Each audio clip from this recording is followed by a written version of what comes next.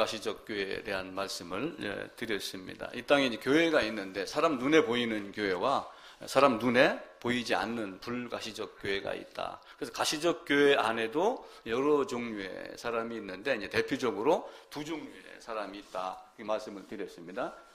큰 건물 안에 이제 교회라고 하는 것들을 사람들이 다 볼 수가 있어요. 그런데 이제 이 안에 두 종류의 사람이 있는데 한 사람은 예수의 보혈로 씻김을 받은 자가 있고 혹은 그렇지 않으며 나름대로 자기 어떤 깨끗함을 주장하는 사람이 있습니다. 그리고 이 땅 안에는 이 지구상에는 수많은 사람들이 살고 있어서 여러 종류의 사람들이 나름대로 어떤 자기의 인격을 수양을 하며 행동을 고치며 이런 방법으로 세상을 살고 있습니다. 그런데 이제 하나님이 보실 때는 어떤 것들을 보는가, 어떤 사람을 보는가? 하나님 볼 때는 누구를 보겠어요? 이 중에서 교회에 있는 사람, 물론 하나님은 다 살피시죠.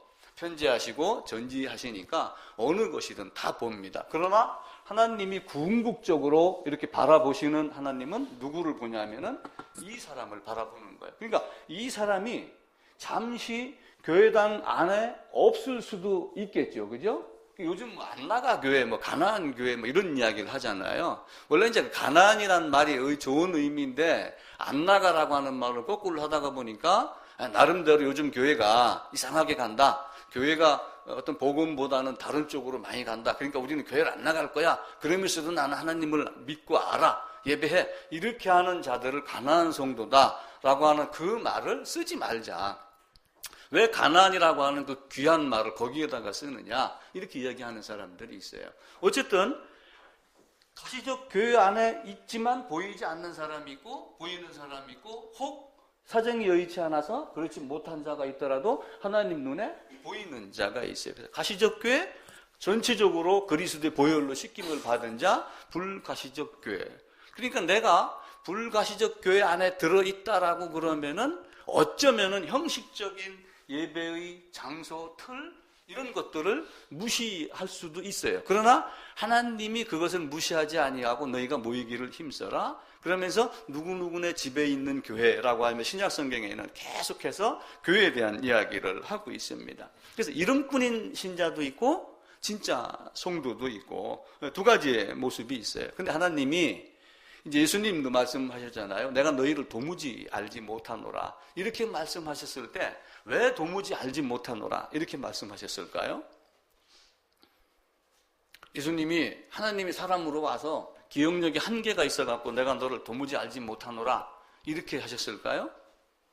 그분은 신성이 충만히 육체로 거하시는 분이기 때문에 전지하신 분이기 때문에 참 사람으로 오셨지만 그분에게는 그런 것이 전혀 없습니다. 결국은 뭐예요? 내가 너를 도무지 알지 못하라 라고 하는 그 말 중에는 내가 그렇게 가르치지 아니하였다. 근데 그렇게 가르치지 아니하였는데도 내가 가르친 진리를 벗어나서 다른 걸 들고 와서 이것이 맞습니다. 이것이 당신이 가르친 겁니다. 라고 얘기하니까 내가 너를 도무지 알지 못하노라. 이렇게 되는 거예요. 근데 이 땅에 있는 많은 사람들이 이 사람이든 다 뭘 뒤집어 쓰고 오냐면은 빨간 페인트나 혹은 흰 페인트를 쓰고 나도 빨간 옷 입은 사람이야. 나도 흰 옷 입은 사람이야. 이렇게 해서 올 수가 있다라고 하는 거예요. 근데 행위로 놓고 보면은 어떤 사람이 더 착하고 어떤 사람이 더 의로운지는 우리가 알 수가 없어요. 그러니까 바울은 율법의 의로는 흠이 없는 자다. 그럼 그때 바울은 어디에 있던 자예요? 사실은 요 안에 있던 자예요. 요 안에 있으면서 그런 줄 알았는데 사실은 아닌 자. 다메섹 이전의 바울은 그런 존재가 아니었음에도 불구하고 내가 율법에 의로는 흠이 없었다. 그러면 이 안에 있으면서도 율법에 흠이 있는 자가 있겠죠. 그래서 우리는 하나님이 보시기에 우리의 어떤 그 행함의 온전함, 거룩함 이걸 또 하나님이 살펴보시지만 궁극적으로는 네가 피의 옷을 빨아서 희게 되어졌느냐, 보혈로 만들어진 가죽 옷을 입었느냐, 입지 않았느냐, 그걸 가지고 하나님이 우리를 보시는 겁니다. 그러니까 마지막 날 어떻게 해요? 때가 되면은 내가 너희 가면을 벗겨낼 것이다. 그러니까 너희가 진짜 어떤 존재인가? 알곡은 모아서 곡간에 들이고 가라지는 불에 태우겠다. 그런데 어떻게 이야기를 해요? 그냥 둬라. 그냥 둬라. 가시적 교회 안에 여러 종류 사람이 있는데 이걸 뽑아냈으면 좋겠지만은 뽑아내지 않고 그냥 놔두겠다. 왜 그래요? 알곡이 다칠까봐 그런다라고 하는 거예요. 이제 어쩌면은 교회의 성도들이 밖에 나가서 소금과 빛이 되라 이렇게 말을 하는 경우도 있지만 한편으로는 세상이 교회의 존재를 위해서 존재할 수도 있어요. 그래서 어떤 사람은 정치를 잘하고 어떤 사람은 전쟁이 없는 평화가 오게 하고 그렇게 하며 교인들에게 세상 권세를 위해서 기도해라. 그것은 너희가 신앙생활을 평안히 하게 하려 함이라. 라고 하며 상호 어떤 그 보완적인 이런 문제를 안고 살아갑니다. 가라지를 뽑다가 알고 곡식이 다칠까봐 그러니 그냥 둬라. 근데 마지막 날에는 어떻게 이야기를 해요?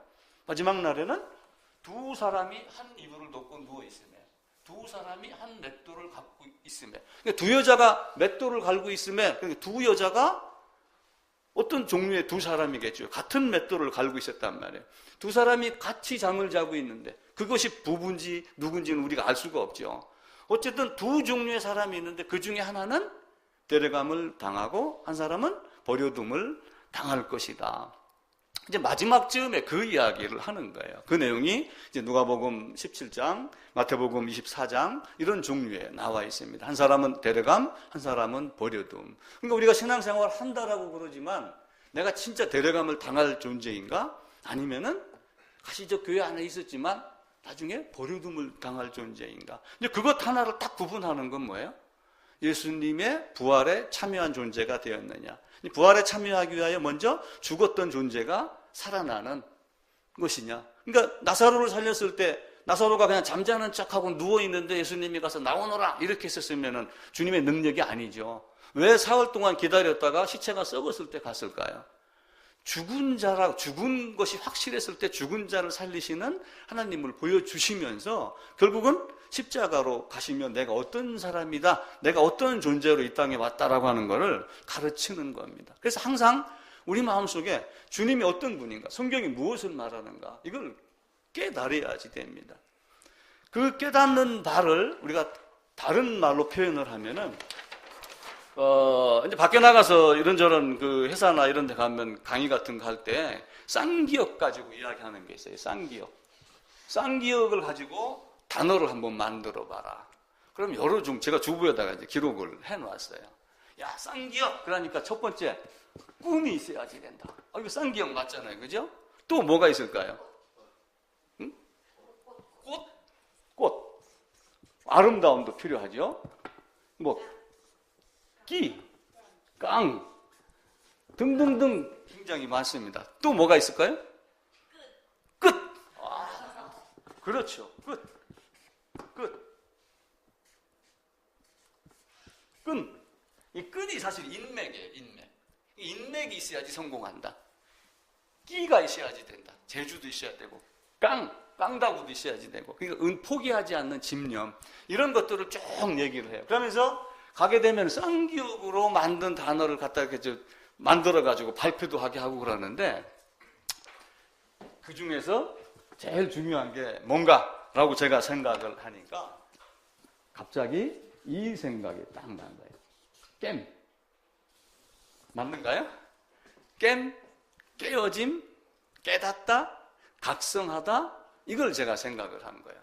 아무리 꿈이 좋고 아무리 아름답고 아무리 끝을 바라보고 인맥이 좋고 끼가 있고 깡이 있지만 결국은 깸이 없으면 안 된다. 그러니까 복음도 깸이라고 하는 깨달음, 이게 이거야 라고 하는 그 복음을 보는 그 마음이 없으면 안 되는 거예요. 그러니까 결국은 이 깸이 뭘로 나가냐면 주님께 나아가기 위한 회개가 없이 나가는 경우가 많이 있다란 말이에요. 그러니까 가시적 교회 안에 두 종류 사람이 있는데 한 사람은 회개하라 독사의 자식들아 라고 했을 때 세리는 멀리 있어서 주여 나는 죄인으로소이다 라고 하는 것으로 바라보고만 있었고 또 한 사람은 나는 일에 2번 금식하고 하며 자기를 드러내는 두 종류의 사람이 있었던 거예요. 근데 그 깸은 회개의 길로 나아가는 것. 그러니까 회개는 뭐예요?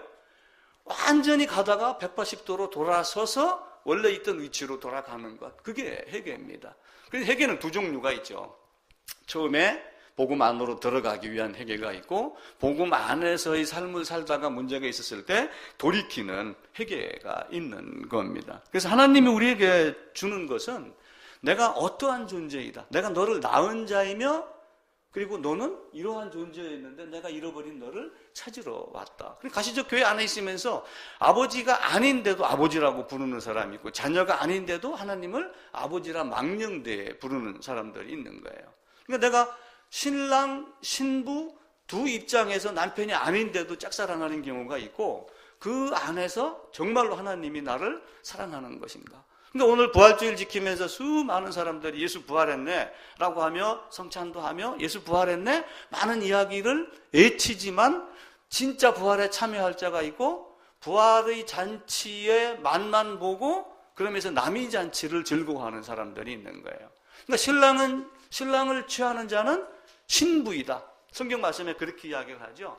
신랑을 취하는 자는 신부이지 신랑을 취하는 자는 신부의 들러리가 아니다. 그러니까 자칫 잘못하면은 우리가 열심히 신앙생활 한다라고 했지만 종교생활이 될 수 있고 신부의 들러리 모습으로 살다가 마지막 날 하나는 데려감을 당하고 하나는 버려둠을 당하는 그때 그 모습이 될 수도 있는 거예요.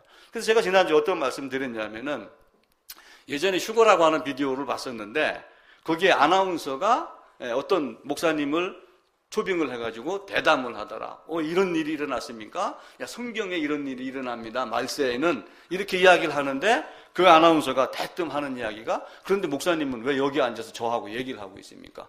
왜냐면 제대로 된 사람이었다면 어떻게 돼야지 돼요? 올라갔어야 되죠. 근데 올라가지 아니하고 여기서 그걸 얘기하는 당신은 어떻게 된 사람입니까? 이렇게 되는 거예요.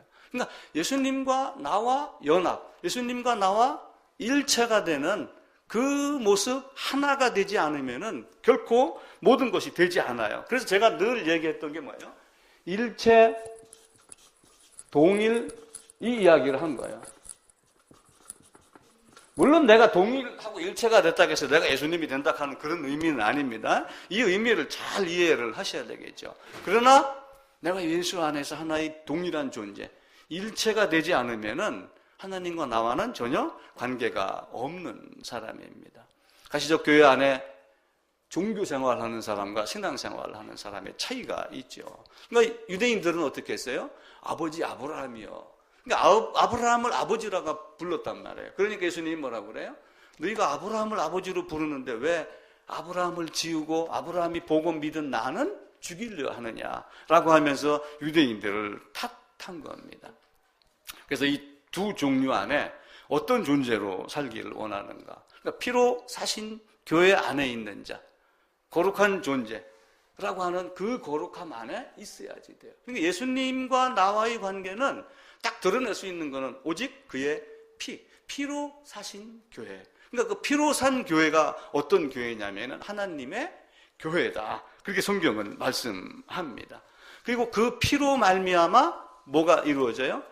내 더러움을 씻어서 옷이 희게 되었느니라. 그러니까 하나님의 교회라고 하는 그 하나님의 교회가 어떤 의미냐면은 피로 사서 예수님의 죽음으로 말미암아 죄 없이 함을 받은 자들이 모여 있는 교회가 하나님의 교회이지, 이름이 하나님의 교회가 아름다워서 이름 찾아서 가는 그런 경우는 결코 아닙니다. 그러니까 하나님의 교회 가게 되면은 어떤 여인이 하나님, 어머니 하나님 이런 이야기도 하고 그러잖아요. 그러니까 없는 걸 만들어서 하는 그런 것들은 결코 아닙니다. 그래서 이 하나님의 집에서 이 집은 살아계신 하나님의 집이요라고 하는 그 교회 안에 있으면은 우리가 바로 알맞은 옳은 존재가 되는 거예요. 그래서 가시적 교회 안에 두 종류의 사람이 있는데, 하나는 좋은 물고기, 하나는 나쁜 물고기 말씀드렸죠. 그물에 잡힙니다. 그러니까 이 안에 들어가 있지만 한편으로는 이게 그물이 되는 거예요. 그물. 이렇게 해가지고 그물을 쳐서 배로 끌어올리려고 그러는데 나중에 보니까 하나는 좋은 고기고 하나는 못된 고기고. 그러니까 좋은 고기는 그릇에 담고 못된 고기는 버리고, 옥토가 있고 흙이 얕은 돌밭이 있고 곡식이 있고 가라지가 있고 거듭난 자가 있고 거듭나지 못한 자가 있고. 세리와 같이 나는 죄인입니다라고 하는 자가 있고, 바리새인과 같이 나는 일에 2번 금식하고 하며 자기의 의를 드러내는 사람이 있고, 그래서 그런 자들에게 우리 주님이 말씀하시기를 내가 너희를 도무지 알지 못하노라, 그렇게 말씀하시는 거예요. 그러니까 다메섹 있기 이전에 바울이, 이제 통상 사람들이 무슨 얘기를 하냐면은 예수 믿고 사울이 바울이 되어야지 된다. 그러니까 사울이 구원받고 바울이 됐다, 이렇게 이야기를 하는 사람들이 간혹 있습니다. 의외로 많기도 해요. 근데 이제 이 사울이라고 하는 요거는 헬라식 발음이에요. 헬라식 발음. 그리고 샤울이라고 하는 것은 히브리식 발음입니다. 그러니까 이걸 기점으로 해서 이거다, 사울이다, 바울이다, 이렇게 이야기를 하는 것은 아니고, 사울이라고 하는 바울이 이렇게 성경에 또 등장을 하잖아요. 근데 사울이 다메섹에서 만나기 이전과 만난 사람 동일한 사람이지만 그 마음 안에 무엇이 들어있느냐에 따라 다른 거예요. 근데 이 샤울이 로마 헬라 지역 다니면서 사울이라고 하는 이름으로, 그리고 로마의 복음을 전하면서 로마의 복음을 전하기 위해서 이름을 뭘로 불러요? 바울. 그러니까 이 바울은 로마식 이름이에요. 그러니까 3가지 이름이 있는 거죠. 예를 들어 갖고 내가 김씨다 그러면은 이 김씨를 갖고 일본 가면은 가네 이렇게 하거든요. 가네 뭐 이렇게 얘기를 하듯이 그 단어 하나를 갖고 발음을 달리하는 샤울, 사울, 바울, 동일 인물입니다. 그러니까 다메섹에서 만나고 사울이 바울이 된 것이 아니라 지역적 특성에 따라서 복음을 전하기 위한 수단으로 나는 날 때부터 로마인이다 라고 하는 그 로마의 바울 이름을 따라서 그렇게 한 거예요.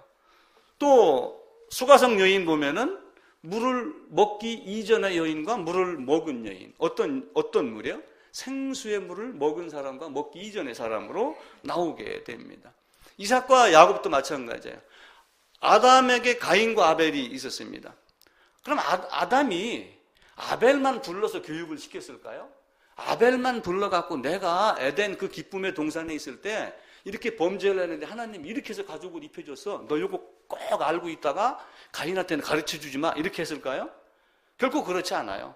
둘 다 똑같이 가르쳐줍니다. 그럼에도 불구하고 가인은 거부를 하고 아벨은 받아들입니다. 그럼 마찬가지로 아브라함도 와가지고 이삭, 이스마엘이 있으면 둘 다 똑같이 가르쳤겠죠. 그럼에도 불구하고 이삭은 받고 이스마엘은 거부를 하고. 근데 이스마엘이 14살쯤인가 뭘 받았어요? 할례를 받았어요. 그도 겉모습은 누구의 모습이에요? 할례 받은 자의 모습이 됩니다. 그런데 이삭은 모리아 산에 가서 무엇인가 준비가 되어 있는 다른 양을 만난 사람. 그 이삭이 야곱과 에서를 놓고 또 역시 에서는 제껴놓고 야곱에게만 가르쳐 줬을까요? 그렇지 않죠. 그럼에도 불구하고 에서는 거부하고 야곱은 받아들이고 서로 같은 조건이 있지만 서로 다른 사람들이 있는 거예요. 그 가시적 교회 안에 이스라엘 백성들은 광야에 나가가지고 만나를 줬어요. 이 만나는 40년 동안 음식입니다. 음식은 결국 뭐예요? 광야에서 40년 동안 돌아다니며 농사 지을 수 없는 아무것도 없는 곳에서 먹고 살기 위해서 만나를 줬는데 나중에 이들이 무슨 얘기를 하냐면은 이 만나를 하찮은 것, 이렇게 이야기를 해요. 그럼 바꿔 얘기하면은 훗날 예수님이 오셔갖고 그 광야에서의 만나는 하늘에서 줬지만 나는 하늘에서 내려온 떡이야 라고 하며 만나가 가르치고 하는 것이 뭐예요? 예수님을 말씀을 하시는 거예요. 미리부터, 그 전부터 보여주는 겁니다. 그럼에도 불구하고 그들이 이 만나는 하찮은 것이라고 하며 멸시했었을 때 그들에게 어떤 문제가 생겼어요? 불뱀이 내려오고 노뱀이 등장을 하고 이렇게 되죠. 자, 그런데 불뱀이 와가지고 봄에 독이 퍼졌습니다.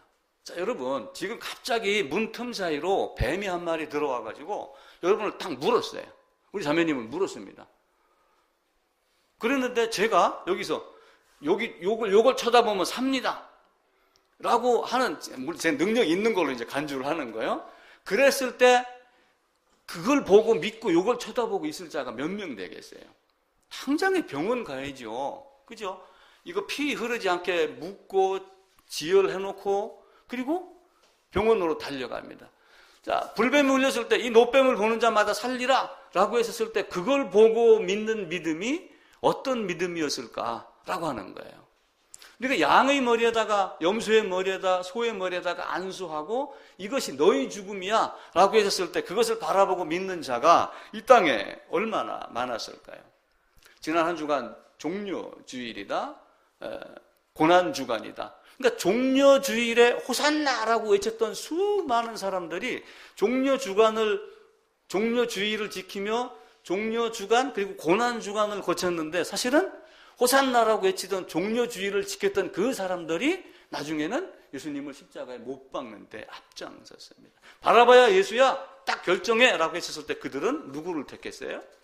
바라바를 내놔라.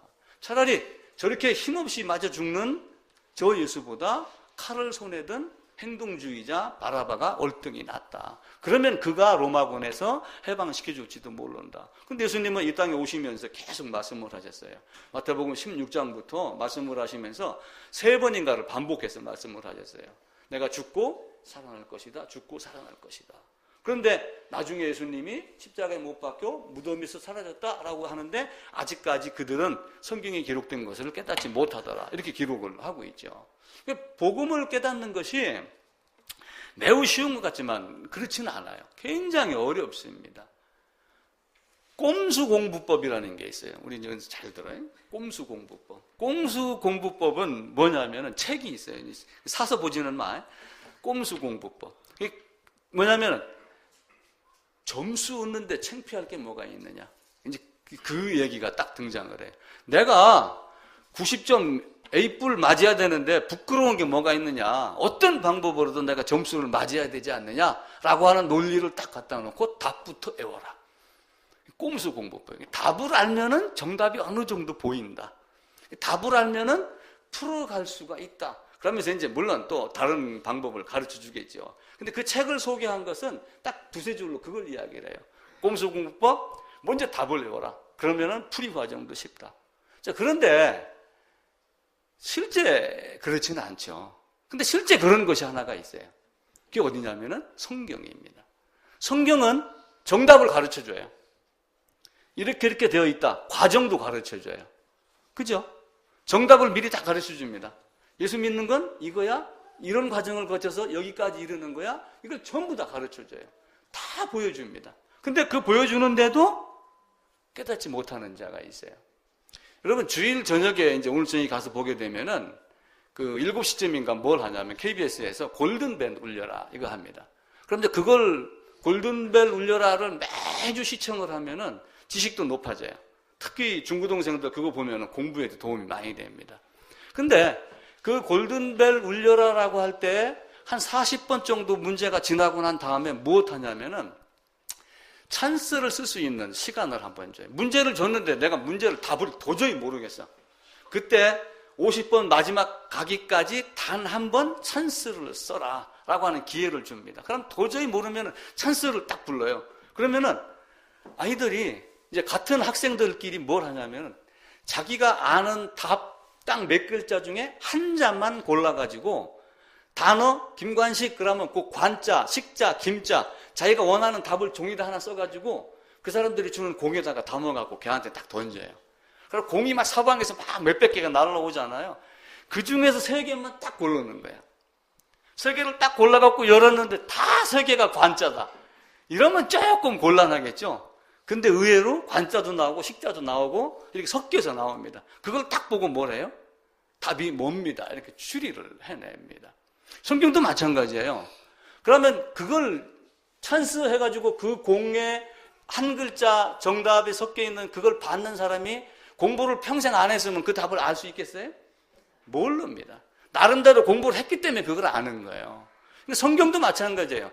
어떤 신앙심, 종교심, 그러면서 내가 어떤 존재이다 하는 거를 계속 묵상하고 그것을 가지고 회개라고 하는 길로 나가다가 보면은 뭔가 탁 보여요. 이미 정답이 되어 있고 풀이 과정이 다 나와 있으니까요. 근데 그걸 가지고 우리가 하나님이 이런 분이다라고 했는데 이스라엘 백성은 생명의 떡을 하찮은 것으로 여기고 오히려 다른 것들을 높여주는 그런 모습들이 있어요. 그러니까 머리로 되는 게 아니라 어디로 돼야지 돼요?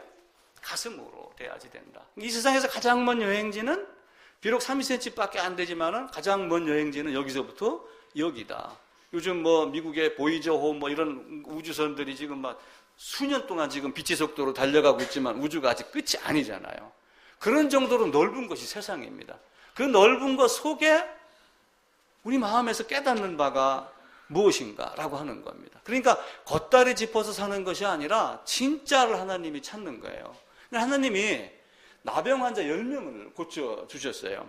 나병 환자 10명을 고쳐주시면서 나중에 어떤 말씀을 하시냐면은 내가 10명을 고쳐줬는데 1명만 내 앞에 있고 9명은 어디 갔느냐? 이렇게 묻습니다. 그럼 그 9명이 누구일까요? 어쩌면 유대인들, 바리새인과 같이 나는 일에 2번씩 금식하고 하며 자기를 자랑했던 자, 이런 자가 아닐까. 또 아니면은 이스마엘과 같이 할례를 받긴 받았으나 그것이 그냥 폼으로 겉으로 드러내기만 한 할례 받은 자가 아닌가. 이런 것들을 생각을 하셔야 돼요. 내가 너를 도무지 알지 못하노라 라고 하는 그 주님이 아는 바가 되지 않냐면은 나 혼자의 짝사랑이 아니라 내가 사랑하고, 그러니까 하나님이 먼저 나를 사랑한 사랑을 알고 내가 하나님을 사랑해야지 그걸 모르고 나서 내가 하나님을 일방적으로 사랑하는 짝사랑은 도움이 안 됩니다. 여러분, 간별사가 있죠. 간별사. 교회 안에는 이단 간별사가 있습니다. 이단 간별사라고 하는 직책을 가진 사람들이 한번 이상하게 찍어 놓으면 그 교회가 그냥 금방 흐트러집니다. 그래갖고 자기가 생각해서 조금 이상한 말 하는 사람이 있으면 저거 이단이야 그러면은 대한민국에서 다 손가락질을 합니다. 사람들이 다 떠나고 막 풍지박산을 만들어요. 그래가지고 교회끼리 막 싸웁니다. 네가 이단 간별사냐. 이단은 하나님이 만들어 놓는 것이지 하나님이 구분하는 것이지 차라리 네가 이단 간별사 노릇할 때 너는 차라리 성경이나 좀 더 봐라. 쓸데없는 어떤 자기 직분 관리하지 마라. 그렇게 이야기를 해요.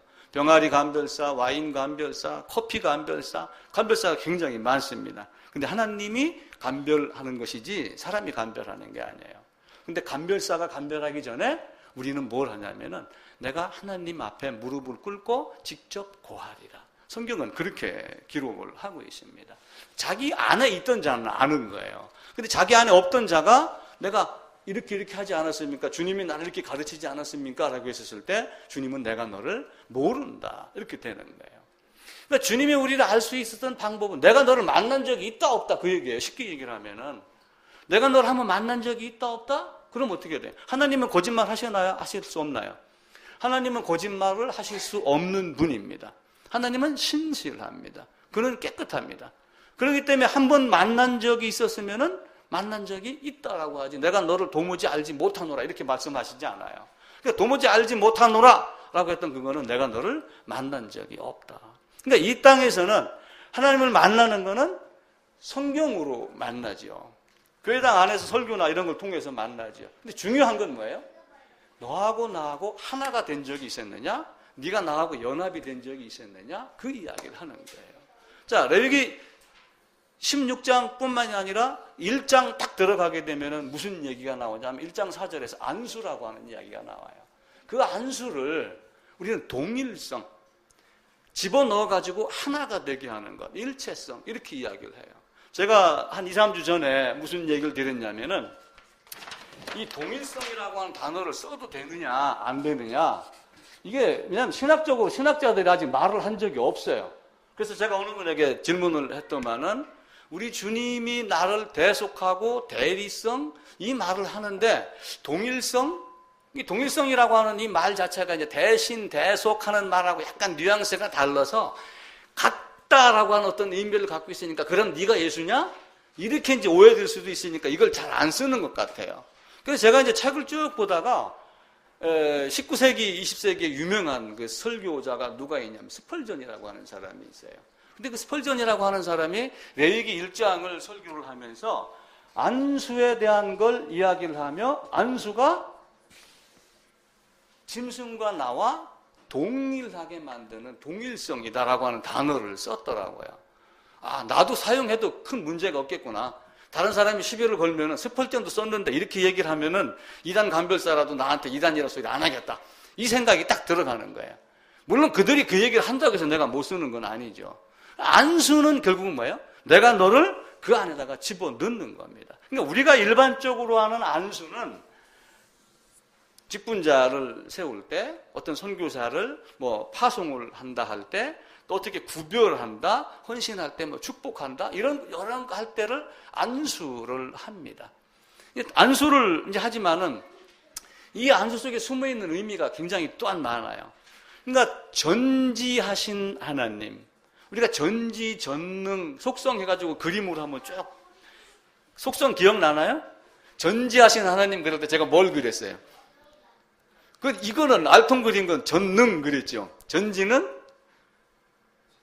눈 그랬죠. 눈. 그래서 시편 139편을 제가 이야기를 했습니다. 근데 그 139편을 이야기를 하며 주님께서 멀리서도 보고 나의 모든 것을 다 안다. 그렇게 얘기하며 주님께서 나를 안수하셨다라고 다윗이 말을 합니다. 근데 그 안수했다라고 하는 그 말 속에 뭐냐면은 하나님이 나를 모든 걸 다 알고 있다. 그러니까 내가 당신 압니다. 당신이 나를 압니다. 라고 하는 이런 어떤 지침이 될 수 있는 이런 관계가 아니고 속일 수 없는 것. 하나님이 나를 다 알고 있으니 밧세바를 범하고서 깜깜하게 들어가가지고 이불 덮고 나는 모릅니다. 설령 손으로 태양 가린다고 태양이 없어지는 것 아니잖아요. 그렇게 할 수 없다. 그러면서 주님이 나를 안수했다라고 하며 안수가 주님이 나를 살피는 것, 주님의 그 범위 안을 벗어날 수 없는 것, 그걸 이야기를 해요. 그러면서 139편에 멀리서도 나를 아시며 라고 하는 그 멀리서가 어떤 의미냐면은 시간적인 간격도 있지만 거리적인 간격이 있으면서 이전부터, 옛날부터, 옛적부터 나를 알고 있으며, 그러니까 우리가 멀리서도 나를 안다 그러면은 주로 무슨 생각을 해요? 어떤 멀리서 그러면은 거리에 대한 걸 생각을 많이 합니다. 그런데 이 멀리서가 어떤 의미도 있냐면은 시간적인 개념이 들어가요. 그러니까 이미 이전부터 나를 알고 계신다. 언제부터 알고 계시겠어요? 창세전부터. 그 이야기를 하시면 멀리서도 나를 알고 계시는 그 하나님께서 나를 안수하셨나이다 라고 하는, 그 안수하셨다라고 하는 말 안에 하나님이 나를 담고서 이렇게 기질하는 모습. 그러니까 그 옛날에 그 키질 하면 이렇게 하면은 곡식이 어떻게 돼요? 쭉정이는 빠져나가고 알곡은 그 안에서 이걸 키질하는 사람이 하는 대로 그 안을 벗어나지를 못하잖아요. 그냥 나를 그렇게 감싸고 나를 제어하고 계신 하나님. 그러면서 안수에 대한 말을 합니다. 근데 이 안수가 어디에 등장을 하냐면은 출애굽기 29장에 제일 먼저 등장을 해요. 그러면서 이제 이 안수가 구약 성경에 총 44번인가 나오는데, 이 신약 성경 전체에 44번인가 나오는데, 이 안수가 구약 성경에 약 23번 정도가 나오며 안수에 대한 이야기를 짐승의 머리에다가 안수하는 쪽으로 거의 절반 이상을 차지를 합니다. 나머지는 어딜 보낼 때 안수하고 보낸다, 장로들에게 안수하여 장로의 직분을 수행하게 한다, 이렇게 하지만 안수의 주 의미는 짐승의 머리에다가 안수한다. 그 이야기를 하는 거예요. 그러니까 우리 읽었던 레위기 16장 보겠습니다. 레위기 16장.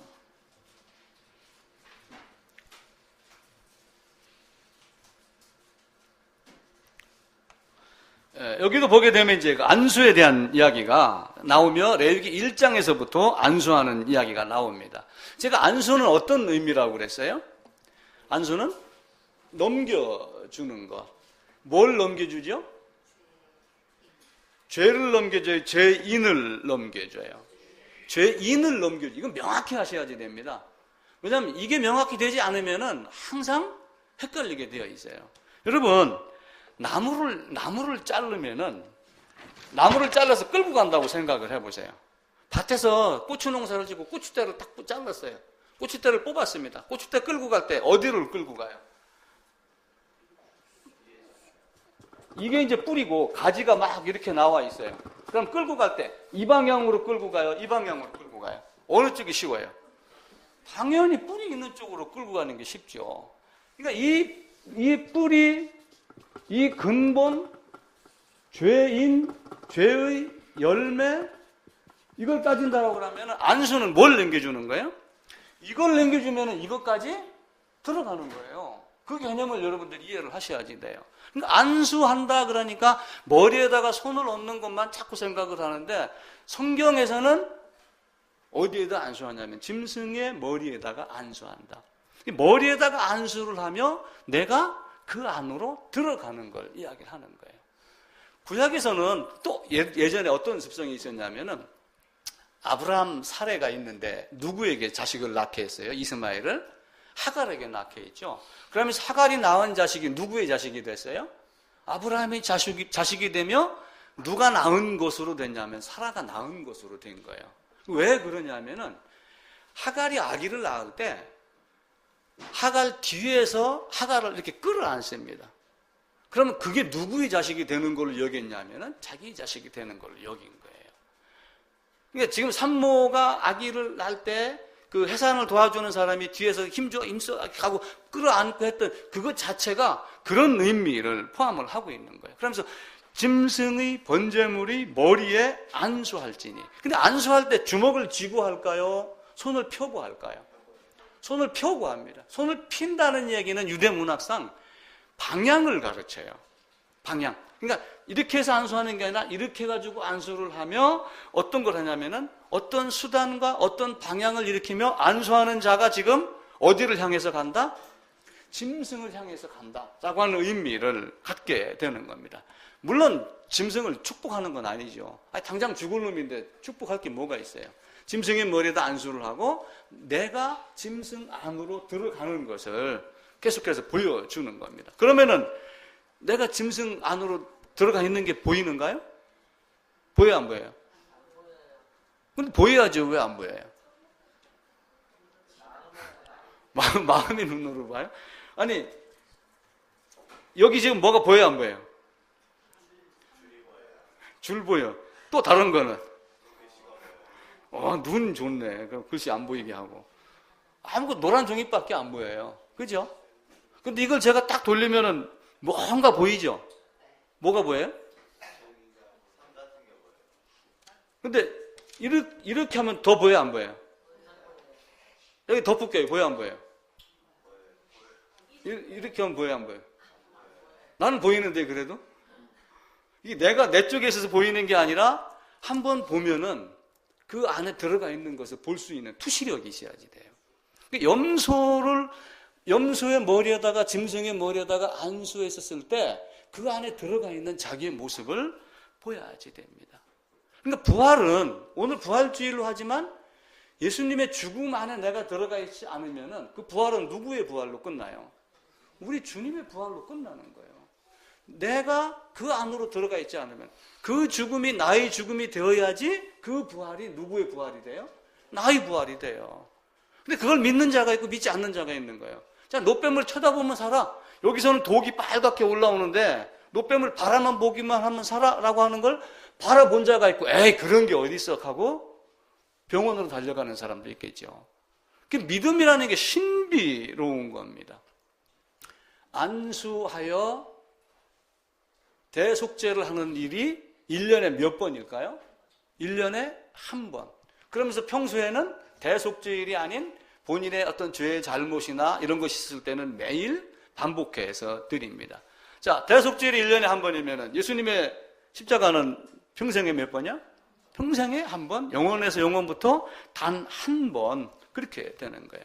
1년에 한 번, 일평생에 단 한 번. 그러니까 여기 16장 우리가 안 읽은 부분인데 마지막 부분 34절에 보면은요. 이는 너희가 영원히 지킬 규례라. 이스라엘 자손의 모든 죄를 위하여 1년에 한 번 속죄할지니라. 그러면서 히브리서 10장에 가게 되면은 단 한 번의 제사로 영원히 온전하게 되었느니라. 히브리서도 한번 찾아보겠습니다.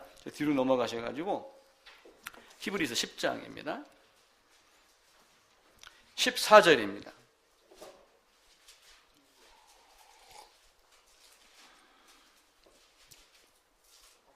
10절부터 제가 읽겠습니다. 이 뜻을 따라 예수 그리스도의 몸을 단번에 들이심으로 말미암아 우리가 거룩함을 얻었노라.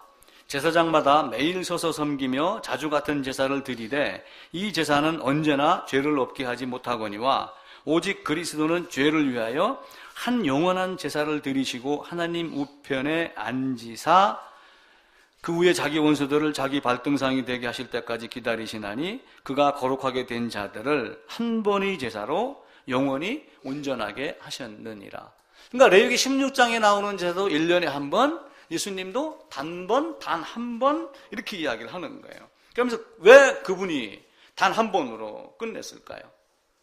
제사장은 두 종류의 제사장이 있습니다. 그러니까 사람 제사장이 있고 또 하나는 누구예요? 예수님 제사장. 그러니까 제사장이 둘이죠. 제사장이 둘인데 하나는 사람입니다. 하나는 예수님 제사장이죠. 그럼 이 사람은 죽어요, 안 죽어요? 죽습니다. 그러니까 제사장이 바뀌어요, 안 바뀌어요? 바뀝니다. 영원부터 영원까지 이분에게 죽음이 있어요, 없어요? 없죠. 제사장이 바뀝니까, 안 바뀝니까? 안 바뀝니다. 영원토록 단 한 번의 제사, 모든 것으로 다 끝나는 거예요. 그럼 이 사람 제사장은 죄가 있어요, 없어요? 죄가 있죠. 예수님은 죄가 없습니다. 왜 죄가 없어요? 하나님이, 한 분 하나님이 아들의 위격으로 이 땅에 오셨기 때문에 그분에게는 죄가 없습니다. 사람이 되었지만 인성의 그 본질, 마리아의 몸을 통해 왔지만 마리아와 함께 결합이 된 인격, 그거 말고 그 이전의 본질, 그것만 가지고 온 거예요. 왜냐하면 그것이 될 수 있는 이유는 뭐냐면은 첫사람 아담을 보세요. 첫사람 아담이 선악과를 따먹기 이전에 죄가 있었어요, 없었어요? 그럼 첫사람 아담도 죄가 없었는데 예수님은 죄 없을 수 있어요, 없어요? 당연히 있죠. 첫사람 아담뿐만이 아니라 예수님도 죄가 없던 분이에요. 근데 첫사람 아담 안에는 뭐가 없어요? 신성이 없는 거예요. 그렇기 때문에 그는 죄를 짓지 않을 가능성이 있었으나 그는 죄를 지었고 그 안에는 신성이 충만히 육체로 거하시기 때문에 그분은 죄를 전혀 짓지 않은, 그죠? 지을 가능성이 전혀 없는 그분으로 오신 거예요. 그러니까 사람 제사장, 예수님 제사장 틀리죠? 틀리니까 어떤 문제가 생기냐면은 이 제사장이 제사를 드릴 때 무엇을 먼저 하냐면은 자기 죄를 먼저 고해요. 그렇게 해야지 뭐가 없는 자가 돼요? 죄가 없는 자가 된단 말이에요. 그런데 예수님은 이 과정을 거쳤어요, 안 거쳤어요? 이 과정을 거치지 않냐고 바로 자기가 제사장 역할을 한 거예요. 그러니까 이 과정을 거치지 아니하고 두 번째 죄가 없는 존재가 돼서 제사를 드리는데 이 예수님은 처음부터 죄가 없기 때문에 바로 어떻게 돼요? 이 역할을 하게 된 겁니다. 사람 제사장과 대제사장이 전혀 차이가 나는 거죠. 먼저 자기 죄를 지하고 그 다음에 백성의 죄를 위하고, 그런데 우리 주 예수님은 단번에 백성의 죄를 위하여 돌아가신 분, 자기 죄를 위하여 제사 드리는 것이 전혀 없으시고 바로 십자가로 가신 겁니다. 그러면서 이분은 단번, 물론 레위기 16장에는 1년 1차입니다. 근데 사람 제사장은 제사를 어떻게 했어요? 매일 서서 드리고 수시로 반복해서 드린 거예요. 차이가 있죠. 죽으나 죽으실 수 없는 분. 그래서 제사장이 바뀌나 예수님의 제사장은 바뀌지 아니하고, 사람은 죄가 있으나 그분은 죄가 없으신 분으로 오셨고, 이런 차이로 인해 갖고 단 한 번의 제사로 영원토록 온전하게 하셨느니라. 그리고 사람 제사장은 피를 가지고 어디로 들어가요? 성소, 지성소로 들어가요. 그럼 예수님 제사장은 피를 갖고 어디로 들어가요? 하늘에 들어가시는 거예요. 사람 제사장은 땅에 있는 성소로 가고 이분은 하늘에 오르시고, 그러니까 차이가 많이 있죠. 그래서 안수함으로 내가 예수님과 하나가 되고 예수 안으로 들어가는 것, 그러니까 내가 그에게 안수하고 양에게, 염소에게 안수하고 하는 이것을 만약에 실제로 보여주지 않았다면은 깨닫는 바가 쉬워요? 쉽지 않아요? 쉽지 않아요. 그래서 어쩌면은 사람에게 믿음의 눈으로 바라보기 이전에 믿음의 눈으로 바라볼 수 있도록 시청각 교제라고 생각을 하면은 굉장히 좋습니다. 그러니까 죄인의 머리에 안수하고 양의 머리에 안수하고 양의 머리에 죄를 두어서, 그러니까 아사셀 염소라고 하는 것이 있어요. 염소가 이제 두 마리가 레위기 16장에 등장을 합니다. 자기 죄를 위하고 그리고 백성의 죄를 위하고, 그렇게 하면서 이제 염소를 두 마리를 준비해가지고 하나는 여호와를 위하여, 하나는 아사셀을 위하여. 그러니까 이 위하여 때문에 논란이 많습니다. 저도 굉장히 헷갈립니다.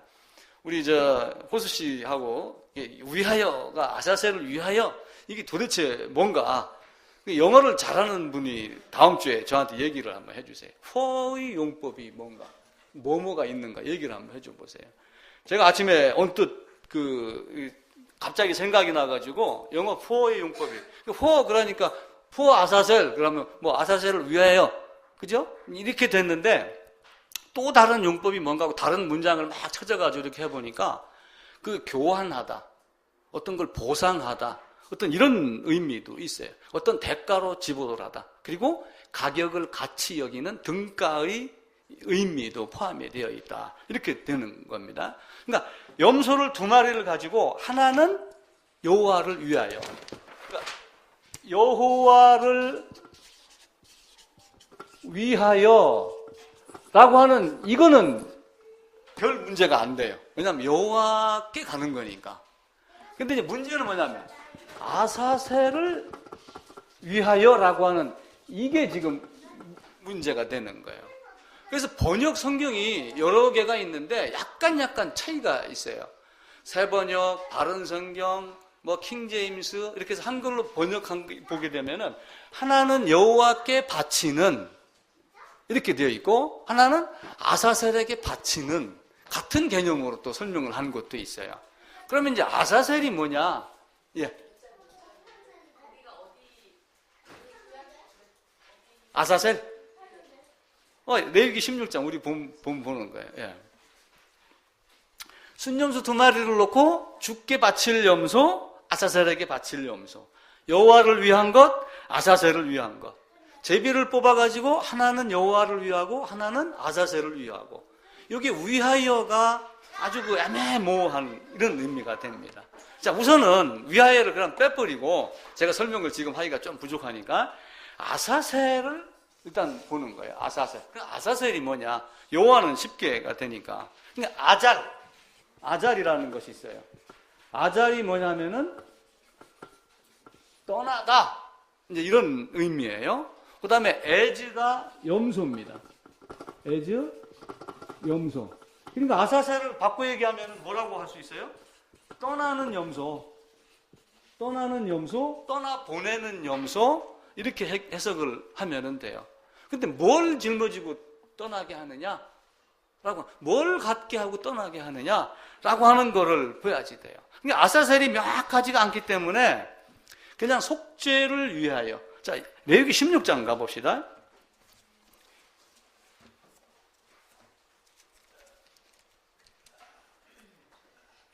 21절입니다. 21절, 22절.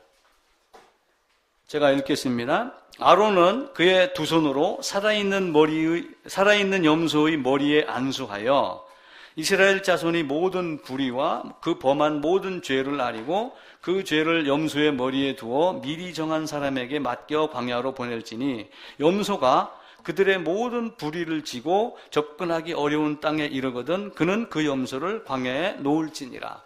그러니까 21절, 22절에는 아사셀이라는 단어가 나오지 아니하고 염소가 하는 일, 염소가 하는 그 임무에 대해서만 나옵니다. 그래서 21절, 22절을 기준으로 했을 경우에는 안수하여 죄를 전가하고 안수하여 죄인을 전가한 그 죄를 짊어지고 광야로 보내는 염소. 그러니까 어떤 죄인의 죄를 제거하기 위해서 광야로 떠나 보내는 염소. 이런 정도로만 이해를 하면은 큰 어려움이 없을 겁니다. 근데 이제 문제는 학자들이 이제 이걸 가지고 궁금해하는 사람이 있으니까 여러 관계로 이제 조사를 하는 거예요. 그래서 이 아사셀이 아즈라고 하는 단어로 그 어원이 되는가 봐요. 아즈. 히브리어 아즈가 강하다, 거칠다, 거칠고 살기 어려운 땅이라고 하는 의미를 가지고 있어요. 그러면서 이 아즈가 아사셀인데 아사셀이 가는 그곳 어디를 한 광야의 한 지점, 한 장소, 강하고 거칠다 그러니까 사람이 도달할 수 없는 곳. 그러니까 21절에, 22절에 보게 되면 접근하기 어려운 땅 그러죠. 이 접근하기 어려운 땅이라고 하는 이 말이 갖고 있는 의미가 아즈라고 하는 의미로 보시면 되는 거예요. 그러니까 염소를 뜻하는 아즈, 이게 결국 뭐냐면은 거칠고 가기가 어렵고 하는 어떤 장소, 그걸 가지고 아사셀이라 하는 염소로 본다. 그래서 광야는 어떤 바위, 어떤 절벽, 바위산, 하여튼 사람이 도달할 수 없는 것, 가면 돌아올 수 없는 것, 그 개념이 아즈, 아사셀이라 하는 개념으로 썼다. 이렇게 보면 되는 거예요. 두 번째는 좀 전에 말씀드렸던 죄를 짊어지고 떠나는 염소. 머리에 안수하고, 그리고 안수하면은 내가 어디로 들어간다고 그랬어요? 염소 안으로 들어갑니다. 그러니까 들어가는 것이 믿어지는 자의 생각 속에는 염소가 가는 곳을 보고 사실은 누가 광야로 가는 게 보이는 거예요? 내가 가는 것이 보이는 거예요. 그러면서 나의 죄악이 멀리 사라지는 걸 보는 거예요. 근데 내 모든 죄를 짊어지고 라고 하는 이 죄를 자꾸 우리는 어디다만 생각을 하냐면은 죄의 열매로만 생각을 한단 말이에요. 내 죄를 짊어지고 그러니까 봐라, 성경에도 죄라고 하지 않았느냐. 그럼 여기서 얘기하는 이 죄는 결국 뭐 얘기하는 거예요? 죄의 열매를 얘기하는 거거든요. 근데 이것이 죄의 열매가 아니라 이것이 갖고 있는 엄격한 의미는 죄인이 됩니다. 자, 사과나무가 사과를 여는 게 목적일까요? 사과나무 그 자체가 목적일까요? 두 종류로 대답할 수가 있어요. 사과로 따서 돈을 버는 사람은 사과나무의 존재가 사과 열매를 맺기 위함이다. 이렇게 하는 거고, 사과나무의 본질을 보는 사람은 사과나무 자체가 땅에다가 뿌리를 받고 뿌리를 깊이 내려 영양분을 빨아먹어가지고 자기 기둥 안에다 갖고 있으며 그것을 뿜어 올리면 열매는 저절로 맺는다. 그러니까 사과나무가 사과나무의 가치의 본질에 충실하면 열매는 저절로 맺는 것이다. 그러니까 사과나무는 사과의 열매를 맺는 것이 중요한 것이 아니라, 그것이 목적이 아니라 사과나무 자체 자기를 관리하는 것이 사과나무가 갖고 있는 목적이며 본질이다. 그럼 열매는 거저 오는 거다. 그렇게 얘기하는 사람이 있어요. 이제 물론 다 받아들이기 나름입니다. 그래서 죄인이 사라지면은 여기 딸린 열매 어떻게 돼요? 이것까지 없어지는 거예요. 그래서 제가 아까 나무 끌고 갈 때 밑 기둥부터 이렇게 끌고 간다고 그랬지, 가지를 끌고 간다고 하지 않았어요. 나무를 잘라가지고 지름이 똑같은 크기로 2m를 딱 잘라요. 그래 놓고 사람들에게 딱 주면서 어디가 밑둥이고 어디가 가지 쪽이지 물으면 어떻게 알겠어요? 알 수 있는 방법이 우리에게는 없어요. 딱 한 가지 있어요. 물에다가 띄우면은 뿌리가 있는 밑 기둥 쪽에는 이렇게 기울어진답니다. 그게 이제 임업자들은 그걸 알아요. 그러니까 우리 눈에는 보이지 않지만 하나님은 이 사람이 어디에 속한 자인가? 내가 너를 도무지 알지 못하노라 라고 하지만 기억력이 나빠서 모르는 것이 아니라 내가 가르쳐준 대로 네가 받지 아니하였다. 그 이야기를 하는 거예요. 그러니까 죄를 짊어지고 가는 이런 모습. 그 다음에 또 하나는 이 아사셀이 특별한 장소, 죄를 짊어지고 가는 어떤 존재, 이것 아니라 들귀신으로 봐요. 들귀신. 그러니까 그거는 유대 전승에 의한 겁니다. 유대인들이 쭉 옛날부터 내려오는 거에 의하면은 아사셀은 들짐승 혹은 마귀, 사탄을 이야기하는 것이다. 그러니까 여기 있던 죄인과 이 죄를 원래 있던 곳으로 돌려보내는 의미이다.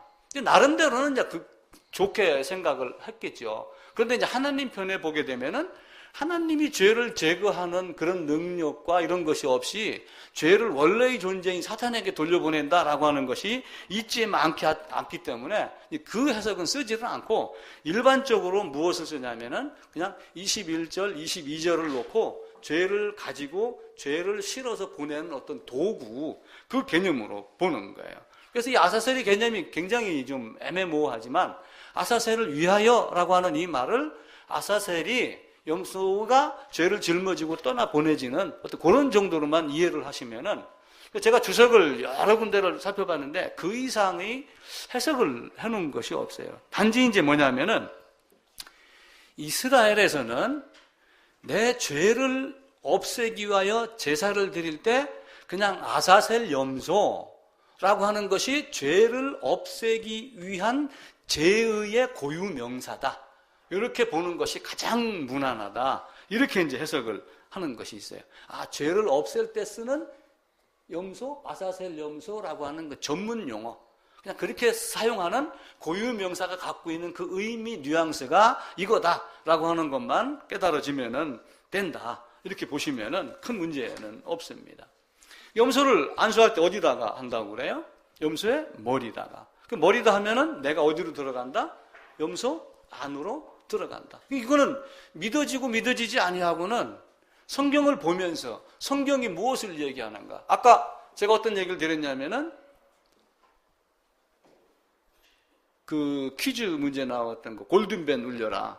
이게 하나하나 글자가 있는데 딱 보고서 답을 알아맞추듯이 성경에는 곳곳에 그것이 숨어 있는 겁니다. 두 마리 염소를 가지고 이들이 어떤 방법을 쓰냐 하면은 염소를 이제 두 마리를 끌고 와요. 염소를 두 마리를 이렇게 이제 끌고 와가지고 여기도 한 마리, 여기도 이제 한 마리 이렇게 끌고 와가지고 제사장이 뭘 하냐면은 요만한 상자 안에다가 구멍을 뚫어가지고 요 안에 이제 쪽지를 빼이빠를 두 개를 나눴겠죠. 하나는 여호와를 위하여, 하나는 죄를 짊어지고 가는 아사셀을 뽑는. 여기다가 쪽지를 두 개를 나누고 손을 이렇게 집어넣어서 두 개 중에 하나를 뽑힙니다. 내가 이제 예를 들어서 오른손에 여호와를 위하여라고 되어 있으면은 그 오른쪽에 있는 염소가 여호와를 위하여 죽고 나머지 하나는 어떻게 돼요? 광야로 보내지는 그 모습을 갖는 거예요. 그리고 이제 광야로 보내지는 요 뿔에다가 이렇게 이제 표시를 합니다. 광야로 보내지는 것은 뿔에다가 표시를 하고, 또 하나는 요 목에다가, 이게 목을 좀 길게 그려야지 되는데, 요거 이제 번제로 제단에다가 드려지는 것은 요 목에다가 빨간 진홍색 끈을 맵니다. 그러니까 진홍색이 결국 뭐냐면 무엇을 나타내는 거예요? 너희 죄가 진홍 같을지라도 우리 주님이 보혈을 흘리면서 희게 될 것이요 라고 하며 일단 구별을 하죠. 그러면 이제 이들이 먼저 이걸 번제 드립니다. 재단에다가 드려놓고 피를 뿌릴 때 지성소에 들어가고 지성소에서 갖다 나와가지고 번제단을 뿌릴 때는 번제단 북쪽에다가 뿌립니다.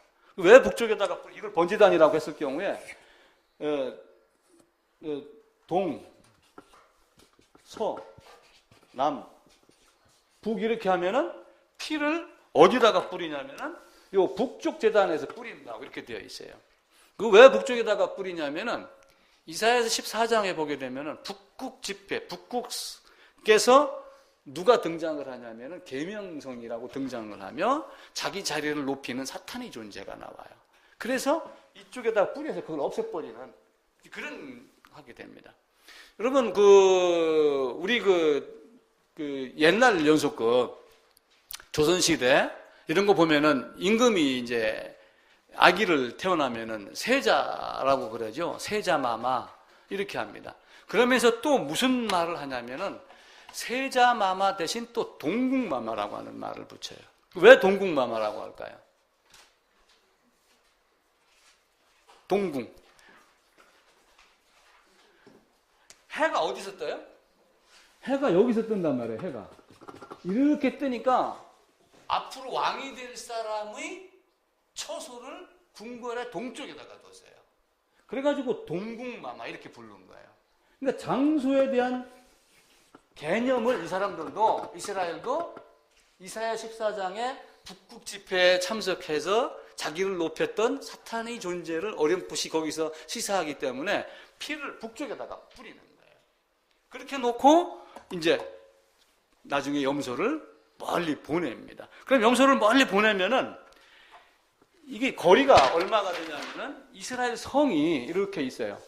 성벽이 이렇게 있으면은 이 길이 쭉 돼 있어 갖고 마지막에는 어떻게 되겠어요? 절벽이 되는 겁니다. 절벽이 이제 물퉁물퉁하고 막 돌멩이 있고 이러겠죠. 이 길이가 몇 미터쯤 되냐면 약 12km 정도가 돼요. 그러면서 여기에 초소, 오두막, 움막을 한 10개 정도를 이렇게 만들어 놓습니다.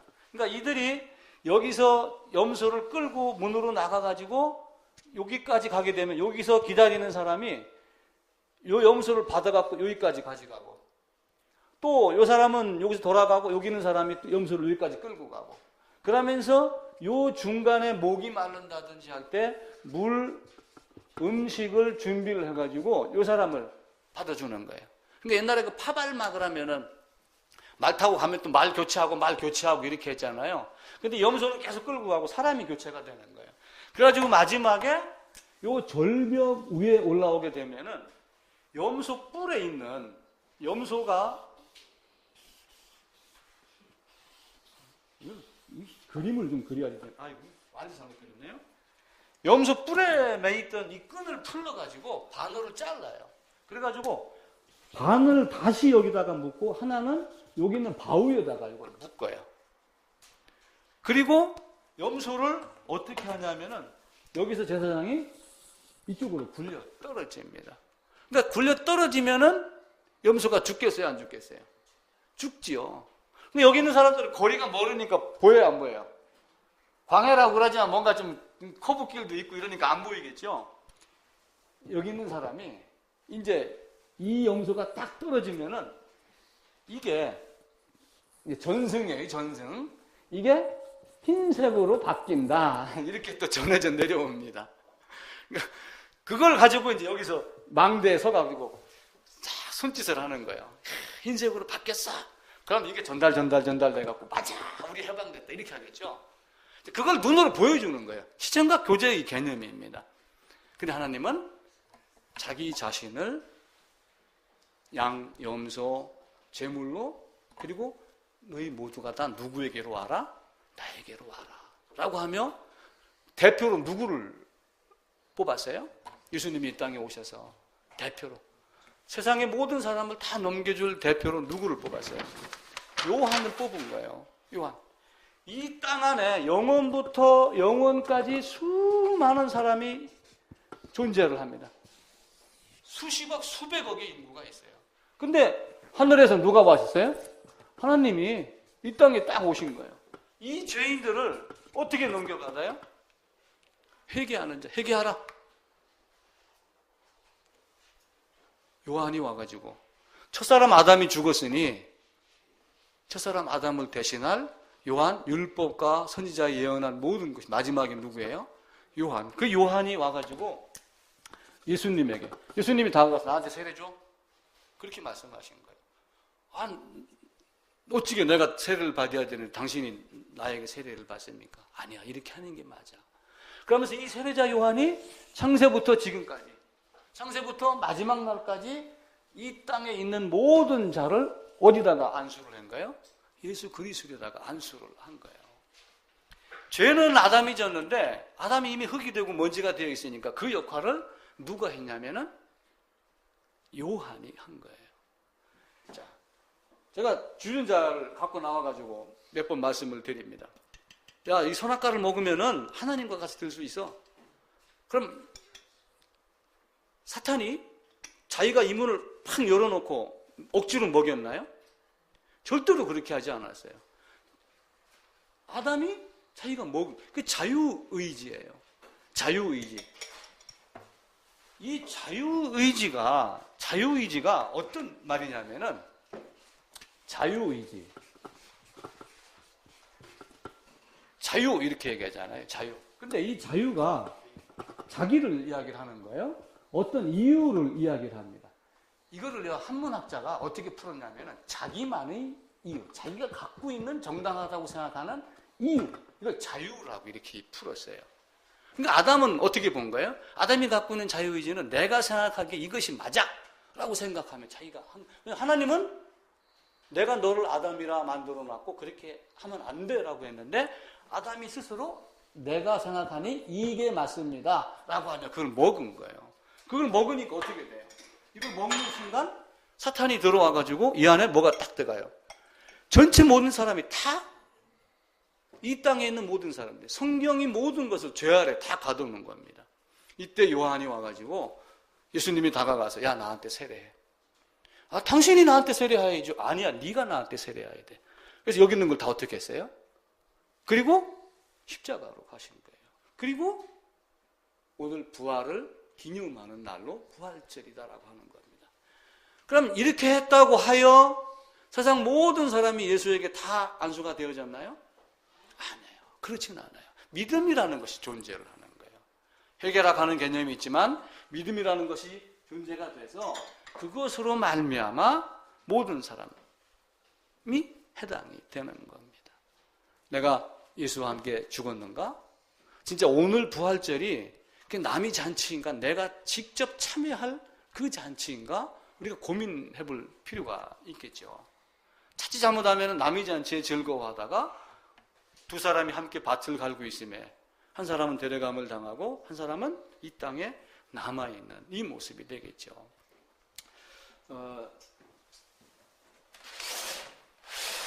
염소 그림을 제가 잠깐 보여드리겠습니다.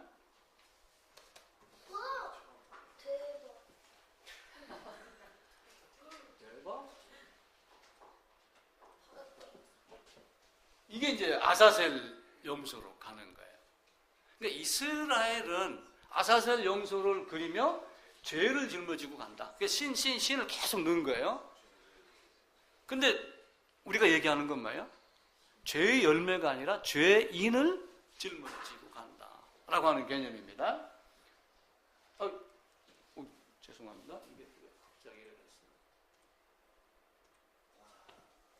여기 보면은, 여기 지금 뭐가 보여요? 염소 보이죠? 나 보여요, 안 보여요? 자기 보여요, 안 보여요? 보여야 되죠.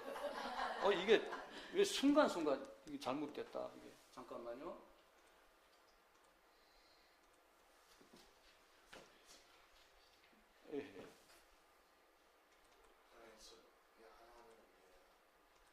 하나하나 넘기는 게 아니라 이게 지금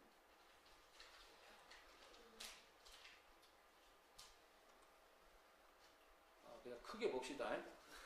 이게 좀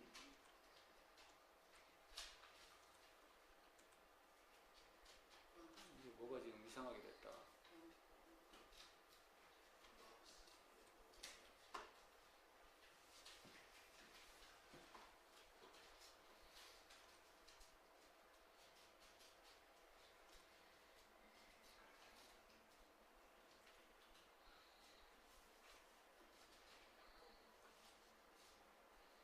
요게 제비 뽑는 이 그림이 안 보이지네.